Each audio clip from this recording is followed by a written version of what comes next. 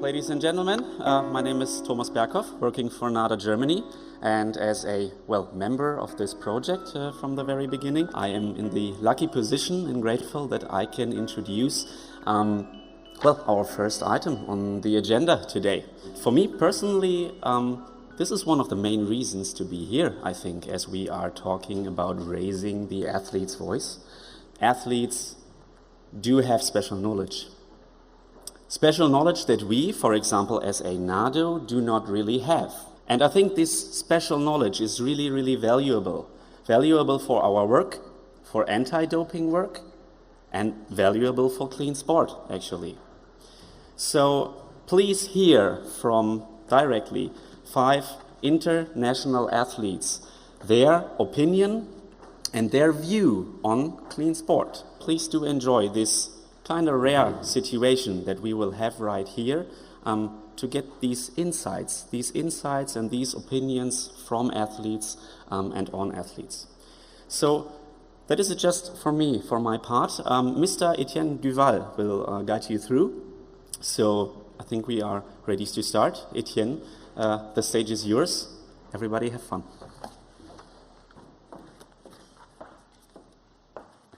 Thank you very much, and apologies for having a picture up there that looks nothing like me.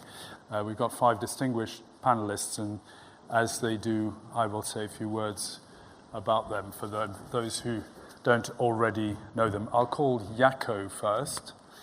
Jacco Arends, you're a Dutch doubles badminton player. In 2009, you won the European Junior Badminton Championship in mixed doubles, and you represented. Can I ask you to sit there? Right. Otherwise, I'll get very confused about who's who. Thank you very much, Jacco. And you represented the Netherlands at the Rio Olympics in 2016, and we look forward to hearing your contribution. I'm next going to call Andy Hayes to sit next to Jacco. You compete on track, road, and cross country. You've regularly featured in the top 5 in national competitions. You were 2018 British 3,000 metre champion at the Indoor Championship in Birmingham. And you recently ran your first 10K below 20 minutes. Congratulations. But you're also a graduate of Oxford University. You describe yourself as an eternal student, but you're not just that, of course. And you're currently doing a PhD in sports psychology at the University of Birmingham, and you're very welcome. Then from Slovenia, we have another special panelist, Sarah Isakovic. You won silver at the 2008 Beijing Olympics at the age of 20 in the 200 freestyle. You became the second woman ever to do that, and you competed in 3 Olympic Games, including Athens and London. You're widely travelled, Dubai, the US. You've got a couple of degrees in psychology.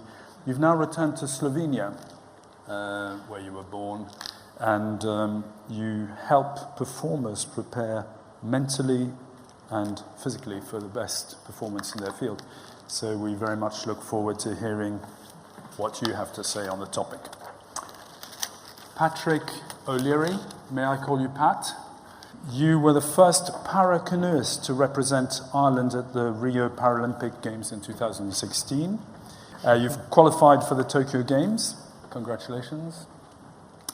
You combine pretty exacting training with a full-time job as a lecturer in an interesting subject, chemistry, at the National University of Ireland, where you lecture. Last but definitely not least, Lars Wichert. I'm very proud of my German pronunciation here. You're an Olympic rower. You competed in the lightweight coxless 4 at the Rio and London Olympics and won 3 championship golds. You'd planned to take part in the Tokyo Olympics, But family matters intervened. You have 2 young children you want to look after, but you're going to be very much involved in the German Rowing Federation to, again, help athletes, both mentally and physically. Please welcome our distinguished panel.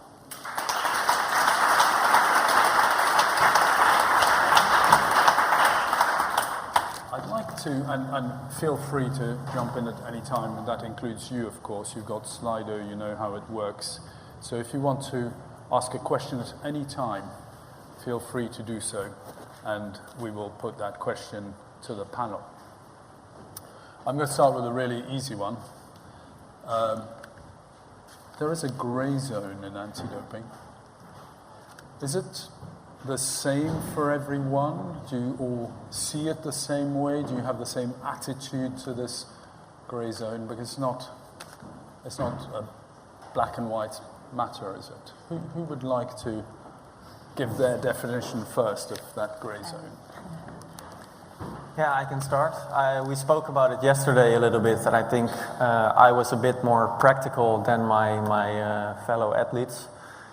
In my opinion, the rules that are given by the WADA, those are the rules you simply have to follow. And as an athlete, you always try to get the best out of your training. It doesn't matter if it is weight training, running, your food, your sleep. It is also true for the medical department. So I simply think that really good athletes will also try to get the best out of that.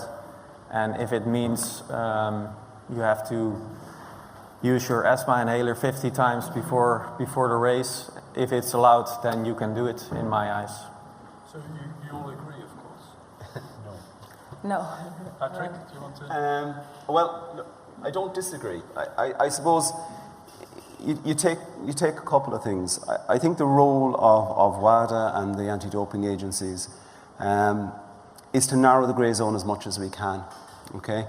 And anything that is legal and that is within the rules, absolutely, people should do it. But we shouldn't stop. We should try and narrow the grey zone as much as possible so that it's very clearly defined. And I don't have a problem competing with somebody who would work to Jakob's description. There's no problem. Personally, I tend to give myself a fairly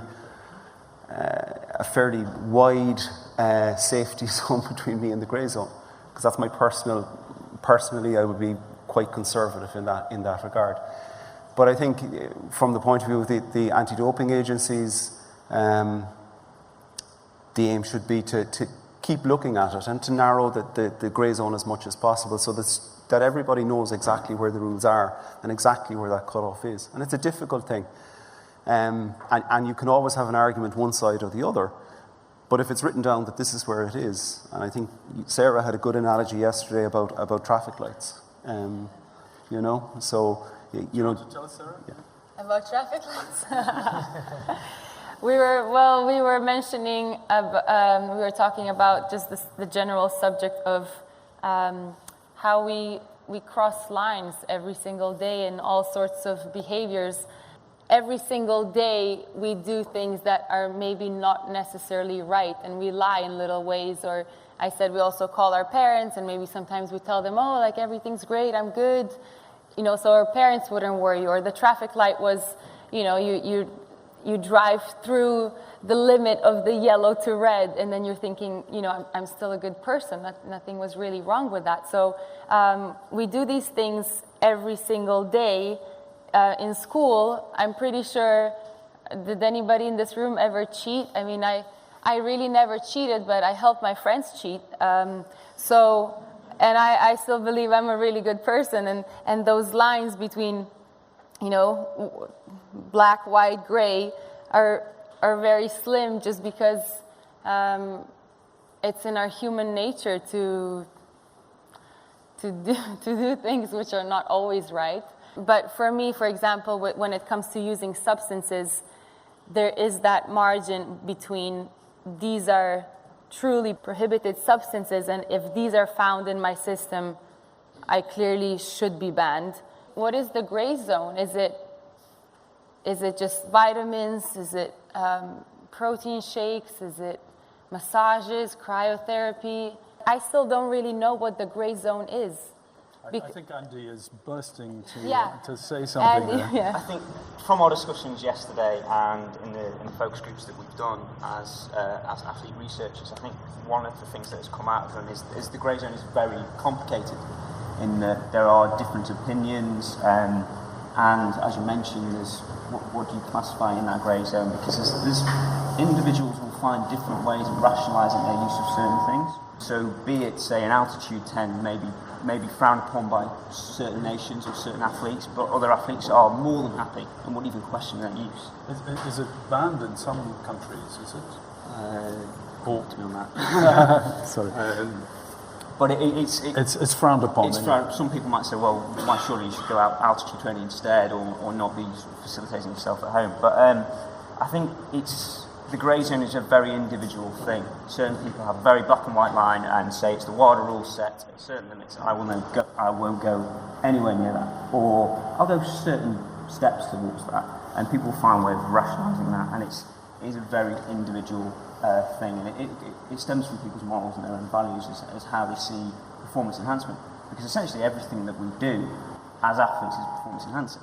Be it training, be it sleeping, be it eating, nutrition, and then everything else is just topping up on that. Before I ask Lars the same question, just a reminder, don't be shy about, if you have a question on this or any other topic, don't be shy of using Slido. The idea is to involve you at every step as well. Lars, where'd you draw your line?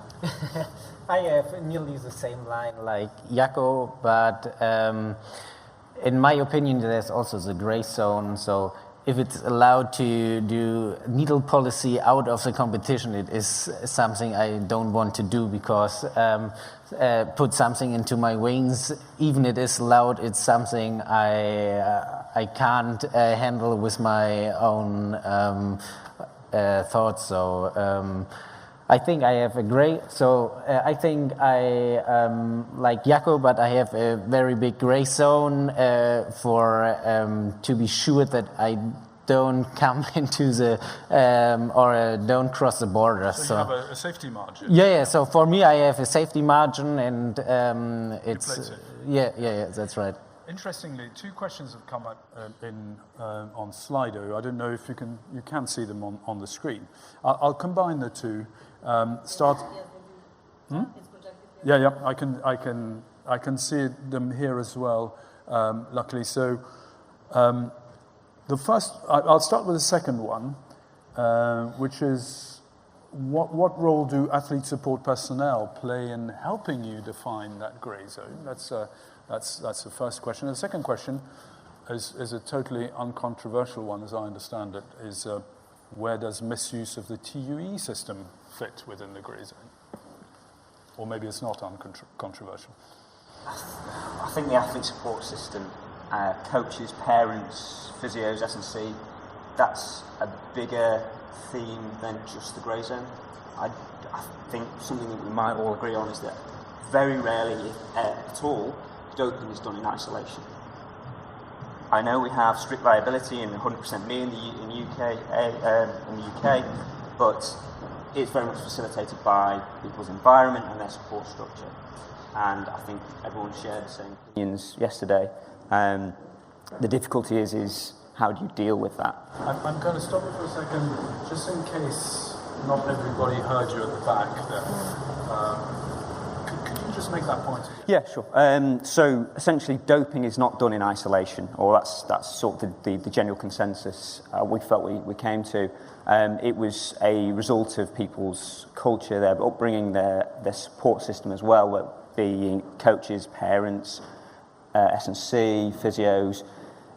It never is in isolation. So I think it's not just down to this grey zone. I think it's broader than that. And also it goes back, it's something that came up yesterday as well.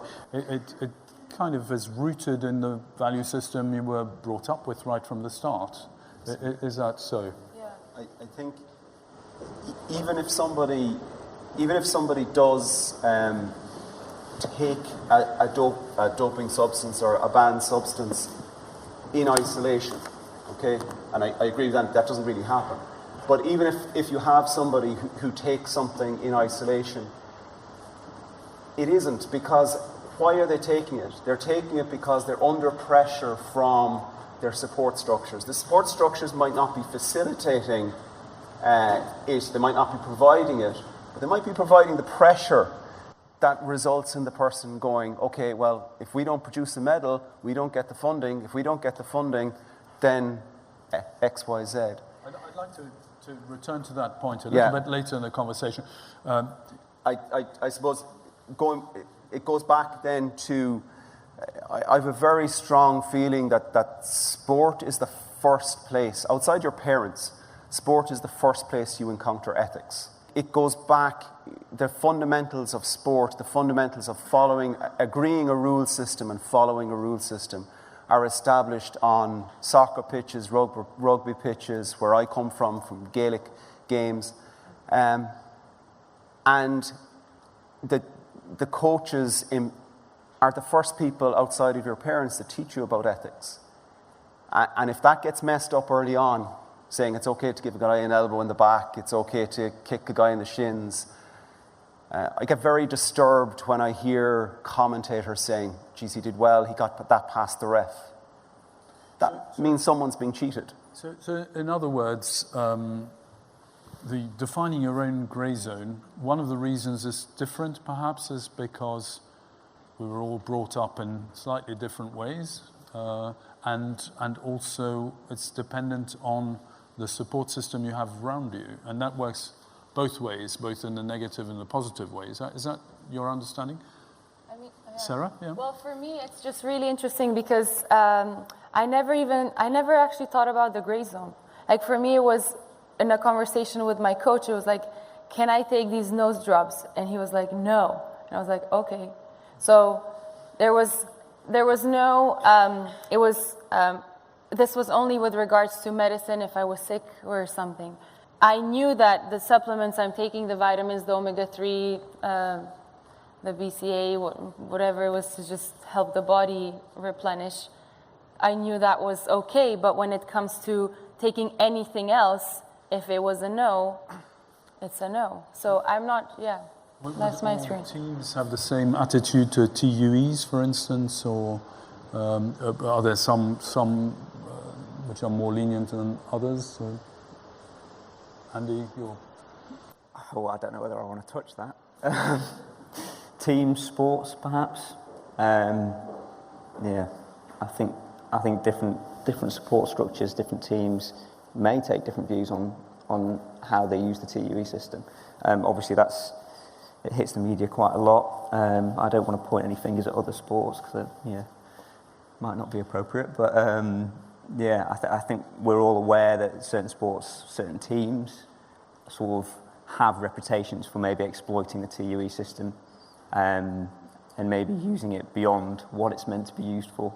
So you can't always rely on the support system to help you make that difficult decision of how to stay on the right side of the line, where the grey zone is. Is that the what you would say? Yeah, I would think so. I also think that culture plays a big role into that. If your country tells you have to perform, otherwise you're going to let us down, or something like that, that's a very big pressure to have. So maybe those athletes won't question it as much as people from Europe or maybe even Western Europe would. That's an interesting point that Lars, you made yesterday. Along with Pia, also from Germany, that there is a kind of national view on this that goes with the culture, that goes with the federations in various countries, and that's different around the world. And can you talk about Germany? For sure. So each country has his own rights or his own rights, and also the thoughts of each athlete, and the federations are mostly the same. And I think in Germany there's a relatively strict line for all athletes, and I hope most of them are clean, and I think all of the athletes are have the same thoughts to the clean sports. And you were also saying, if I remember rightly, that in Germany, post-career, if an athlete has been caught doping, it's really difficult for that athlete to find work. Is that correct? So, that's correct. So, if you will test positive, so it's really hard for the athlete, because it's also in a civil process after he tested positive. So he has a really hard way to come out of this prediction of as a dirty athlete. So it's hard for them. So maybe the gap to step over the gray zone or over the line to doping, it's a very hard one. So following on from that, there's a very interesting question from the floor here about whether more national athletes' unions are needed, or do we need one strong international athlete union to protect athletes' rights? What any opinions on that? Yeah, I mean, that would be nice. We were talking yesterday how athletes are very selfish in the sense of having to take care of themselves. And, well, I can speak from my experience in my career. I was only focused on swimming, eating, and sleeping. So even walking up the stairs wasn't really a nice experience, because I knew that I have to save my legs because I had a kick set that afternoon. So then in that spirit of really being as rested as possible, as prepared as possible for every training, I wouldn't say obligations, but then these are projects that you have to be actively involved in and participate in and take your time. And so I see this maybe more for athletes who have retired. But then again, the athletes that have retired are moving on with their careers, and they need to make a living if they haven't done so. Who would be in those unions? Right. Yeah, So in that union, is that yeah, right? who would be? I mean, it would be ideal to say that athletes who have been clean throughout their career and post-career are then involved in these projects. Lars? That would be ideal, yeah. Lars, another job for you, now that you're not going to Tokyo? Maybe if they want me, but I think if we have one strong international athlete union with one opinion and the same target, so it's will be really helpful for the rights of the athletes. So and I think if we have a lot of small unions in each country, it is maybe positive for the country, but not for all athletes. And if we have the same direction and one-to-one point, I think if we go together, it is a little bit stronger and we can reach more. I'd like to add one more ingredient into that discussion of how complicated it is to navigate that grey zone, drawing both on Eric's question on Slido here, what are the core values you base your decisions on? And we touched on that in national values and also the values you were brought up with, but there are others. But what are the core values? But also, to further complicate that decision, the point you made, Pat, about if you're in a country or an environment where your funding depends on the number of medals you get, for instance, that further complicates that decision, doesn't it? It certainly can add to the pressure. And as I suppose as an athlete, you are selfish, you are trying to be as successful as you possibly can. And there is the background chat. There is the background chat going on about, well, as I say, my funding is dependent on my results. As you said in the introduction, I work full time. I'm a head of school of chemistry. This is a part-time gig for me, but don't tell my wife that it's a part-time gig because she doesn't think it is, and she's right. And in effect, what that means is if I don't have funding, I'm gone. I can't continue. I can't afford. I have a 13-year-old and an 11-year-old at home. I do this because I love it. The funding gets me to competitions, and that's it. So there's a couple of things in that. I have to kind of ignore that though, and I have to be prepared to say, I only want to be as good as I can be. And I really like what Lars was saying earlier about the attitude in Germany in the sense of if someone is caught, they suffer the consequences. And I don't disagree that people should serve a limited ban and be able to come back. But don't expect my applause if you beat me. Yeah, there's a question of if you swim or run or you know, you race against someone who you think has been, maybe is doping. What goes through your mind then? I mean, it has happened to me. As part of coming to this, I look back on a couple of things. In 2014 at World Championships, the winner of the event was subsequently banned for doping. You kind of have to ignore it. In actual fact, if I had been one place lower that year, it would have cost me my funding and I wouldn't be here. Because funding decisions are made before the anti-doping decision is made. So what do I base what are my core values based on? It goes back to my parents, it goes back to the sports I was involved in, it goes back to how would I face my day-to-day colleagues if it came out that I was doping? How would I face my kids? My kids have a great relationship with the anti-doping guys who call to my house. They call them the P-men. Dad, the P-men are here. But I'm really proud of that they know why these people are coming and that they can see that when they arrive, I welcome them in, offer them a cup of coffee if it's going to be a while, you know, and just accept that this is part of the cost of what I do. So just to close on this discussion on the grey zone, I'd like to kind of reconcile Jaco's attitude with your attitude. I think maybe different people have different views of that grey zone, and it's more or less narrow as well. You take as your baseline what are rules, and then you decide how close you want to come to it. Is that right? But you're prepared to go closer to it in a way than some others. Is that fair? I think so. Of course, if you're getting really up to the limit, then you also shouldn't complain if you get caught going over the limit. So you need to have a safe margin. But I think, it's the same as with any other area in your sport. You just try to maximize it. But when it comes to the values, I think it's pretty easy for us to say that if we were ever in a position like that, we would say no, because we have such strong values of fairness. I think that the ones that do doping, they also have really strong values.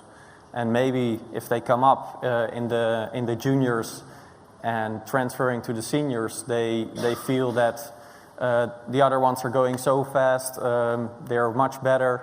Then they hear that doping is being used a lot, for instance in cycling a couple of years ago. Then your coach is coming to you and saying, listen, if you want to continue, you have to start doing this.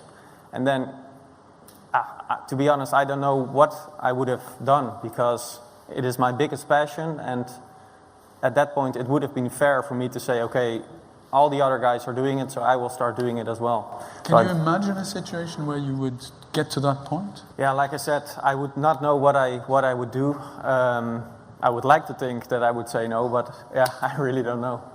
That's a really interesting point, because here we are sitting, it's fair to say that all of us come from, prosperous countries. Exactly, yeah. It's, in a way, an easier decision for you than it is for people in other parts of the world, in other sporting environments, maybe more kind of nationalistic approach to winning, or whatever the cultural or economic pressures are. To perform. Do you have sympathy for people who are in these other environments? Yeah, definitely. I mean, just talking from a psychological perspective, I think it's so important to understand why people make those decisions. And as an athlete, if you imagine some kid being 5 and starting off with a coach, and then by the time you're 15, 16, the same coach that you spend more time with than your parents, that you trust 1,000,000%, offers you something to try, be like, oh, this is good for you, I really don't think that sometimes an athlete really knows what he or she is doing. If we look just like a little deeper into how our brain functions, like I said, when we're making decisions under these extremely powerful emotional states, you really aren't able to think clearly and make the right decisions because everything is run so instinctively. And that, promise of a reward is so strong that your ability to think clearly is really actually structurally and functionally in the brain not happening. So I wouldn't say I feel sorry for them. Every single human being has the full responsibility over their decisions. But I would say that we have to take a lot of situational factors into account, yeah. So there's a lot of pressure. You do a lot of thinking, Lars, about athletes' well-being, both mental and physical. How would you describe the level of pressure that you're subjected to as an athlete? Any of you, but Lars, let's start with you. So yeah, there are a lot of factors for pressure. So my own targets I want to reach, maybe also the qualifying spots for the federation, and there are also other pressure, maybe environment pressure. So I have to keep my life going on by side sport, and that's all I have to manage in one life. So I think it's sometimes it's really hard to handle all the pressure, and if you haven't persons or ventil to inflate the air you have, it's very difficult, and I can understand people which break at this pressure. Yeah, it happens, doesn't yeah. it? It does happen, and there are well-known cases where the pressure has proved too much. We all know about those. So, do you judge people who make different choices from the ones you made? I mean, we've heard Pat on. You're not going to shake their hands, right? We know that. But generally, do you understand different choices? Do you sympathize, empathize? Andy, do you want to? I feel I have an understanding of how they may rationalise their choices. Yeah, I feel very similar to Pat in that I'm not going to be shaking their hand, and I would hope that if I was stepping on the start line with someone that had perhaps come back from 2 bans, then I would be quite comfortable in saying something, or willing to take the stand that the swimmers did at the World Championships over the summer. I thought that was a really strong decision for them to take, and I think they should be applauded for that, because it was very visible and they were put in a very difficult situation post that, but they were willing to take that stand, and I have a deep level of respect for them for doing that. It's not easy to take that stand, is it? It's not always popular, and there's a question here from the floor about, should doping athletes' names be publicised? I mean, once they've been found, once they've been caught, should they be able to get jobs in coaching, for instance? These are all questions that are coming up. Now, Lars has told us what happens in Germany. Is that a good model for everywhere?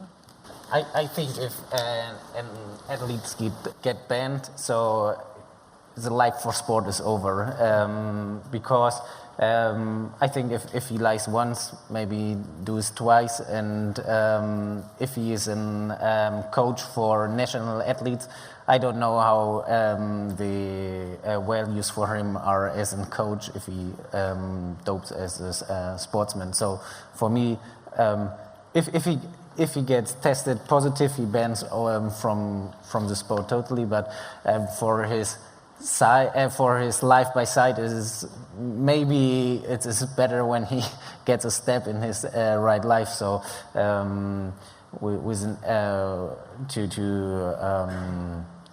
call the name all over the TV or something like that. It's right because it is a hard line, but we have to give the people the chance to step into the right life. Okay, so your German athlete who's been, found out, called out, and banned from sport can find another job. What about the poor kid in some less prosperous part of the world who, under pressure, maybe not knowing what they were doing, under pressure from his or her coach, has gone the other direction, can't find another job, his or her life would be radically altered by that. Should that kid be banned from everything? I mean, I think it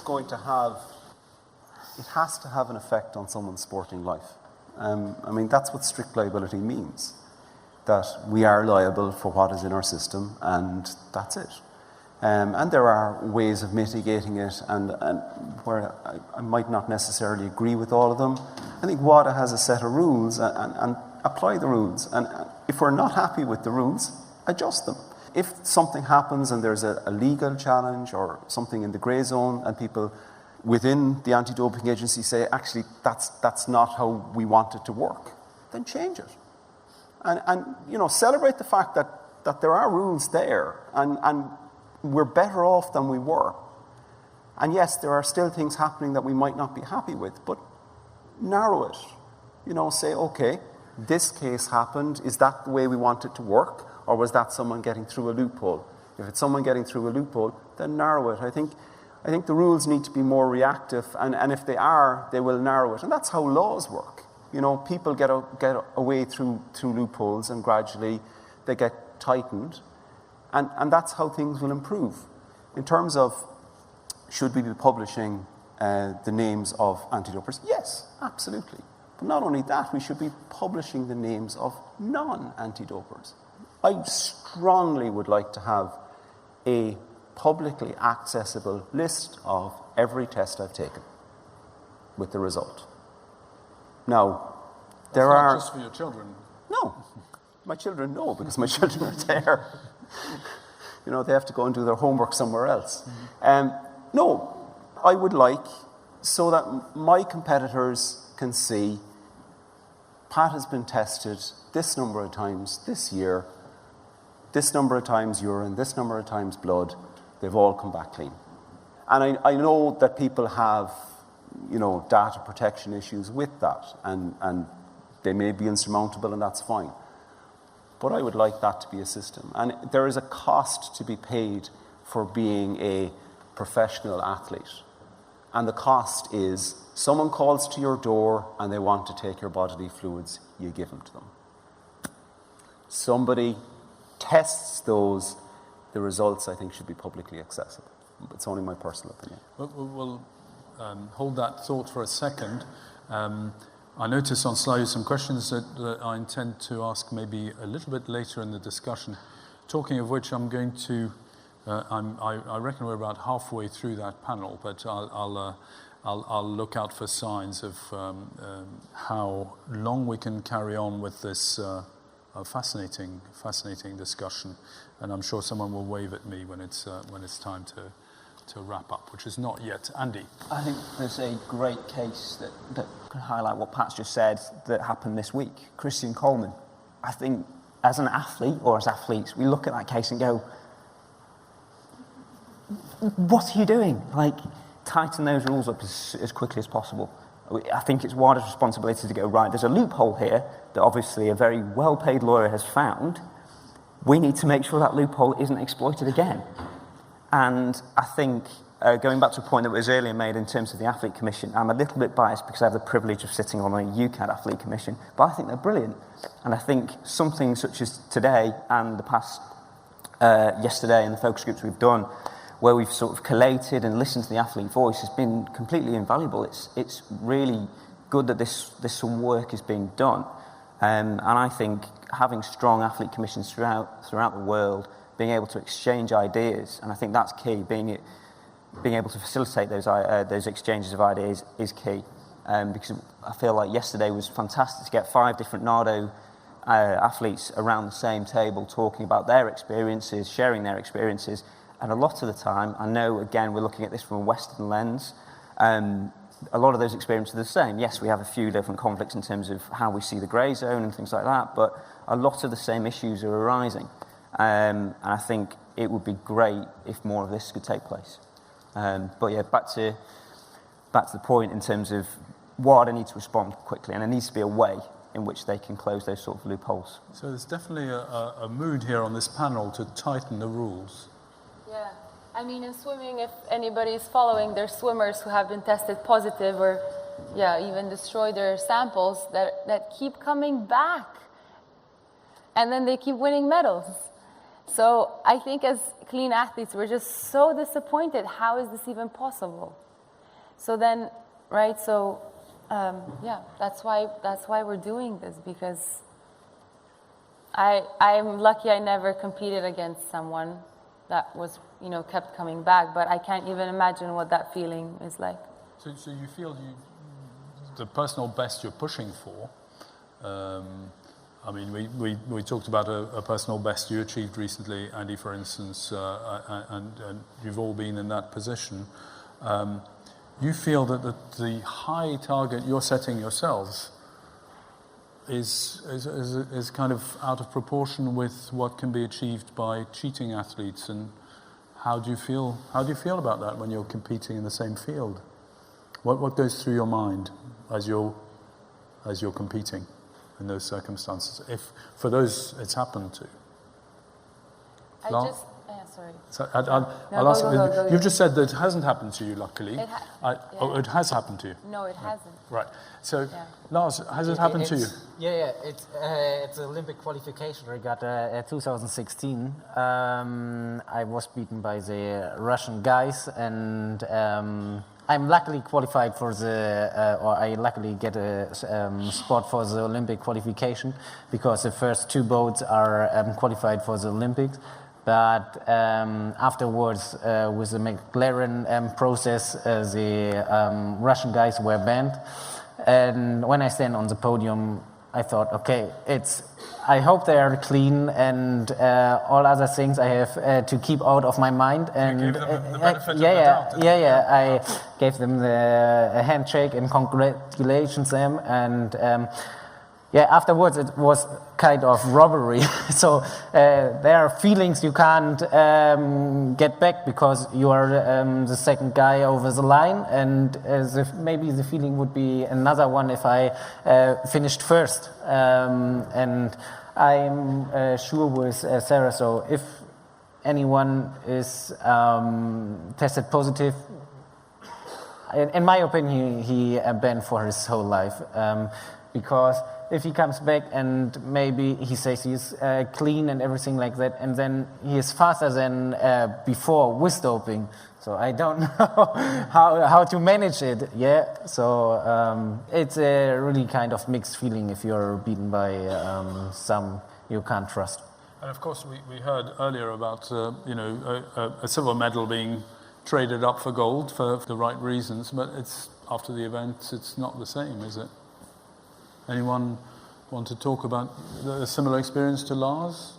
Yeah, luckily I've never been put in a position like Lars, but I've played against a lot of players where there were rumors about them using doping, but at that point you can't do anything, so you just need to accept it and go on.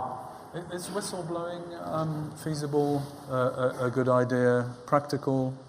What does the panel think about how that could help change things? I think it is useful, it is feasible in one way, but another, it's something that's going on hidden. Nobody is going to dope in front of another athlete. So it plays a part, but I'm not sure, and it needs to be something that we encourage if people have information. But a lot of what we hear is just, we have a phrase in Irish, "Dúirt Lum go dúirt lé," which is a woman said to me that a woman said to her, and that's a lot of the information that athletes have. That's what they have. It needs to be quite structured. And do you all feel protected if you're whistleblowing? I mean, maybe the answer is yes around the table here, but maybe not in other countries. What's the feeling? Is it? I I would feel very confident in providing intelligence or providing information. I think Pat touched on a fantastic point in that it is often that we hear of something, or we hear that there is a suspicion on someone, and I feel like, having spoken to athletes and having seen some of the data from the focus groups, is that there's a general feeling that athletes are only willing to provide that information if they are almost 100% certain that doping has taken place.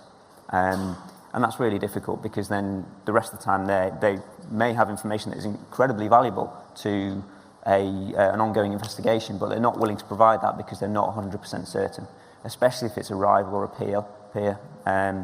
So I would feel, very comfortable about providing that information in the UK, and I'm sure that's shared. Do you all feel the same?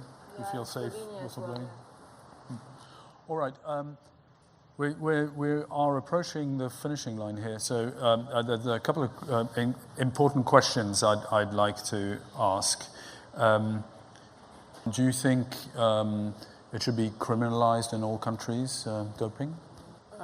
It's hard, of course, but I do think so, because it's the same as a banker who is taking away your money. If my opponent beats me, then he also takes away a lot of money from me. So in that sense, it's a little bit the same. But I also do think that we need to focus on maybe the doctors or the environment more to see how we can punish them in the right way. I think that would also be really valuable. Yeah, I agree. I think a lot of time we just really blame the athlete, but I think we all agree that it's very difficult for the athlete to just do that him or herself, and why not keep the federation the coach accountable, the federation. But then again, I mean, these are very difficult situations. What if the parent gave it to the kid and the coach doesn't even know about it? So, yeah. All right, here's a big question to finish on. If you could change anything about the current anti-doping system, what would that be? I think that's a question many people are wondering about, and a question we've asked ourselves before. I'd like to incorporate a sub-question into that, if I can.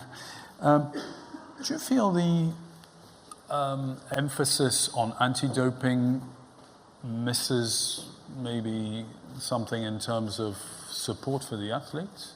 I mean, I know we touched on that before, but so in other words, what if you could change one major thing in the current strategy, or practice, what would that be?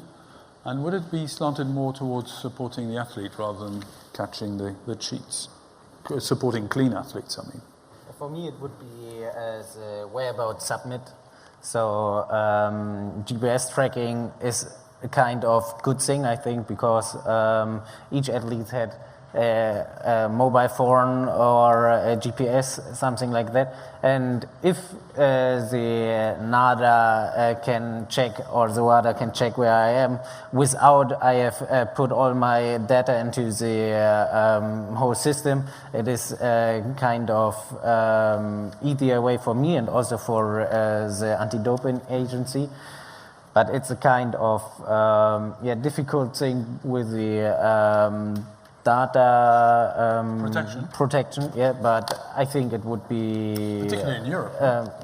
But for me it would be a very good decision to make, if you have a GPS tracking for the doping agency. GPS tracking. Pat? If what we're doing is just a wish list that may not be achievable, the thing I would change would be the relationship between anti-doping and the media. I think the way anti-doping is reported by the media, the relationship it has to the reality is a farce. And it's all sensationalized. We get the sensationalized version of it. There's no acknowledgement of going back to the athlete, there's no acknowledgement of all of the athletes who are following the rules, who are putting in the whereabouts and all of that. All we get is the sensationalized version of it. Thank you very much. I'm particularly grateful for that point as a former journalist myself. Sarah, I wouldn't say, I mean, and I can speak from Slovado in Slovenia. I would maybe just say keep that going. Slovado is doing an amazing job with printing out leaflets and booklets for little kids and going around like hundreds of schools around Slovenia to start teaching this as a PE subject and influencing the minds of little kids. So starting super young and starting with education. So yeah, and continuing. So GPS tracking, putting journalists in their place, starting young. Yeah. Andy. I really like what Pat said. I hadn't thought about that in terms Well, of... you're not going to be anti-journalist again. I'll leave that now. But I think transparency is key. And I'd also like to see more money in research. But that might be slightly biased from my position. So I think transparency has been spoken about an awful lot in the past few years in terms of how WADA handles certain things. And I think things are improving. The Athletics Integrity Unit has been a really sort of positive move. So, yeah, transparency for me. Thank you very much, Andy. Jaco, you have the last word. Yeah, I think there's a big problem with some corrupt countries in the world, and that also damages the reputation of the better countries, or however you want to put it. So in order to tackle that, I think we need to bring in like testers from abroad to these countries to help rebuild their reputation and make it better like that. I think that would be a good plan. Thank you very much, Jaco. Thank you to our panelists. It has been fabulous to hear from you, the athletes, directly. So thank you, Sarah Isakovic, Andy Hayes, Jaco Arends, Pat O'Leary, and Lars Wichert. Thank you very much.